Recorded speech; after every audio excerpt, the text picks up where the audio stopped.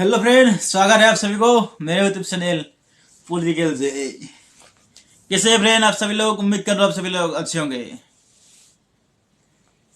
बाद में बात करते हैं ना, मैंने पहले ही कहा था, अभी भी बोल रहा हूँ, बाद में बात करते हैं, पहले वीडियो देखते हैं। देखते हैं आज का वीडियो कैसा रिएक्शन होने वाला है। दोस्तों, इस रिपोर्ट की जो पहली खबर है उसको सुनने के बाद आपको अपने कानों पर यकीन नहीं होगा। जब यह खबर मेरे सामने आई तो मुझे भी यकीन नहीं हुआ कि आखिर मिस्र ऐसा कैसे कह सकता है।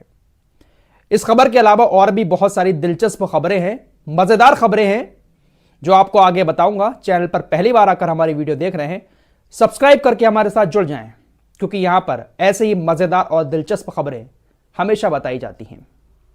मिस्र की तरफ से पहली बार इजराइल को एक धमकी दी गई है, और यह धमकी कोई छोटी मोटी नहीं है, बहुत बड़ी धमकी है।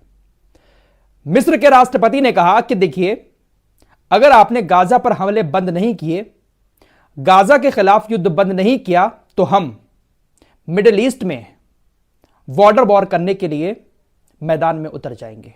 इजराइल, हम आपको चेतावनी देते हैं कि आप गाजा पर युद्ध बंद कर दो। अगर आप युद्ध बंद नहीं करते हैं तो फिर हम सीधे व्यापक युद्ध में उतर जाएंगे।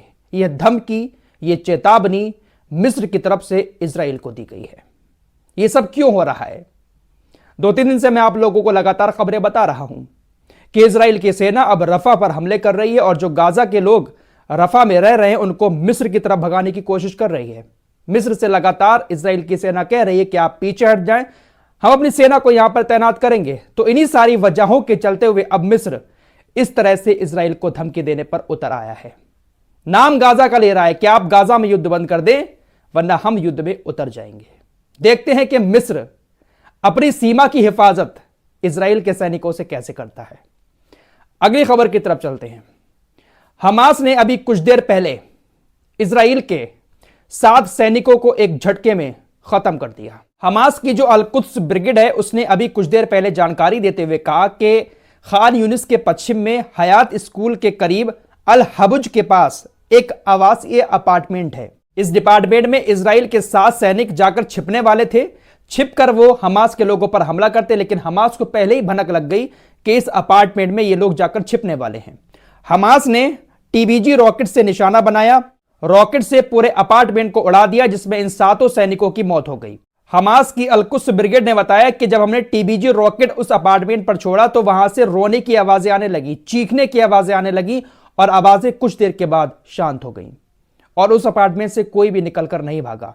इसलिए कुछ घंटों के बाद हमास की अल-कुद्स ब्रिगेड ने इस बात की पुष्टि की कि 7 के 7 सैनिक यहां पर मारे गए। फिलहाल इस मामले पर इजराइल की तरफ से अभी कुछ नहीं कहा गया है, सिर्फ इजराइल ने एक डिप्टी कमांडर की मौत को डिक्लेयर किया है। इजराइल की तरफ से जानकारी दी गई है कि अभी कुछ देर पहले गाजा के अंदर 106 बटालियन के डिप्टी कमांडर की मौत हो गई। अस्सलामु अलैकुम, मैं हूं मोहम्मद शुजाउद्दीन। नाज़रीन, आप मेरे हाथ में ये जो देख रहे हैं, ये है तकमीली तलबीना। तकमीली तलबीना ताकत, सेहत और शिफा के लिए सुन्नत और तिब्ब नबवी का बेहतरीन नुस्खा है। अगर आप अपने इलाके में तकमीली तलबीना का बिज़नेस करके गारंटी के साथ हर महीने 15 से 25 हज़ार रुपये तक कमाना चाहते हैं, तो अभी इस नंबर पर कॉल करें 9890963757। मेरी अपनी कंपनी है तकमीली food products private limited, Malegaon, India. उधर स्पेन ने भी इजराइल को एक बड़ा झटका दे दिया है। स्पेन हमेशा से इजराइल को हथियार बेचता है। जब से जंग शुरू हुई है, इस दौरान भी स्पेन ने बहुत सारे हथियार इजराइल को बेचे, लेकिन अब स्पेन ने इजराइल के हथियारों पर रोक लगा दी है। स्पेन का कहना है कि हमारे हथियारों का इस्तेमाल इजराइल गाजा के बच्चों और महिलाओं और बूढ़ों को मारने के लिए कर रहा है, इसलिए अब हम इजराइल को हथियार नहीं देंगे। आपको याद होगा, स्पेन ही ऐसा देश है जिसने यह कह दिया था कि हम UNRWA की फंडिंग भी बंद नहीं करेंगे, हम फंडिंग बढ़ा कर देंगे फिलिस्तीन के लिए। इसके अलावा जापान ने भी एक झटका दिया है इजराइल को।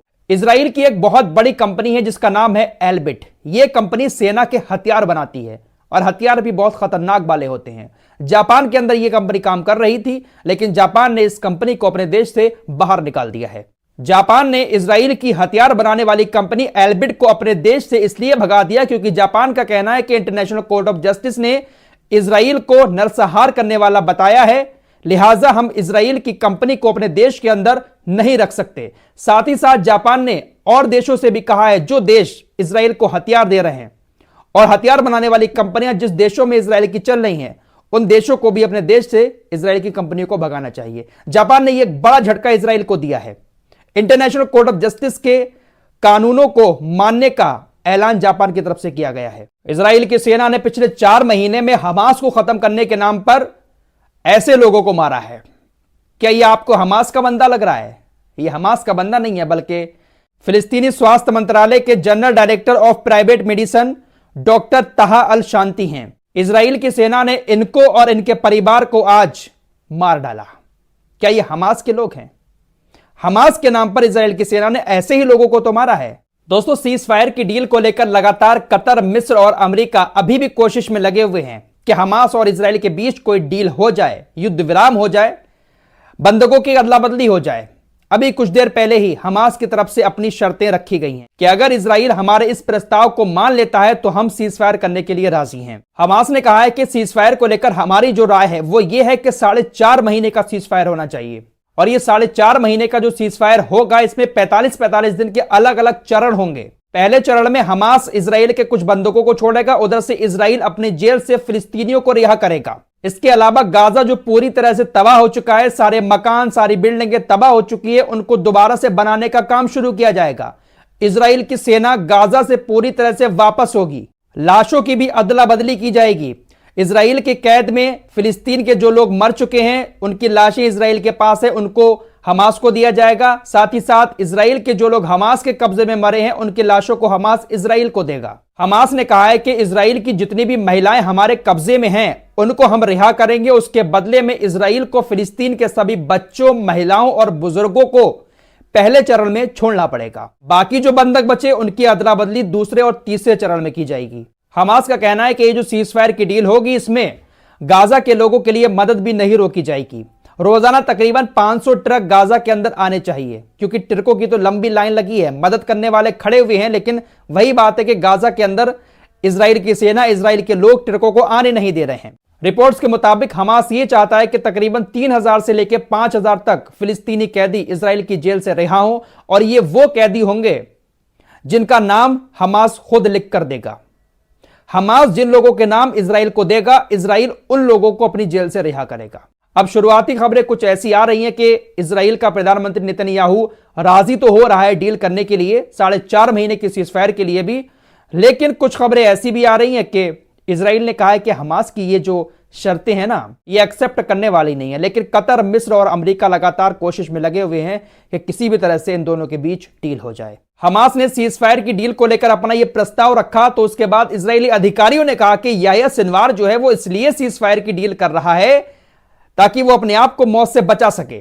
याह्या सिनवार गाजा के अंदर चूहे की तरह एक सुरंग से दूसरी सुरंग में अपनी जान बचाता हुआ फिर रहा है, इसलिए वो सीज फायर के लिए राजी हो रहा है, जबकि दुनिया जानती है कि इजराइल सीज फायर क्यों कर रहा है। याह्या सिनवार का खौफ इजराइल की सेना पर कितना है इसका अंदाजा आप इसी से लगा सकते हैं कि इजराइल की सेना ने $4 लाख का इनाम भी इसके सर पर रखा हुआ है कि जिंदा पकड़ो या मार कर लाओ, $4 लाख ले जाओ। आपकी स्क्रीन पर यह इराकी रेसिस्टेंस के नेता शेख कैस अल खजाली हैं। इन्होंने कहा कि यहूदियों के जुल्म का अंत और जमीन पर हर अन्याय का अंत इमाम मेहदी के हाथों होगा। इमाम मेहदी जब आएंगे तभी हर जुल्म को मिटाएंगे और इजराइलियों के जुल्म का भी अंत तभी होगा। फिलहाल इस रिपोर्ट में इतना ही, मिलते हैं कुछ और नई खबरों के साथ, तब तक के लिए अपना ख्याल रखिए, अल्लाह हाफिज। तो फ्रेंड, कैसे लगा वीडियो? अच्छी लगा है ना? आप मेरे चैनल पे नया है तो प्लीज चैनल को सब्सक्राइब कर दीजिए, साथ ही बेल आइकन दबा दीजिए और वीडियो अच्छी लगी तो लाइक कर दीजिए। थैंक यू, आज के लिए इतना ही।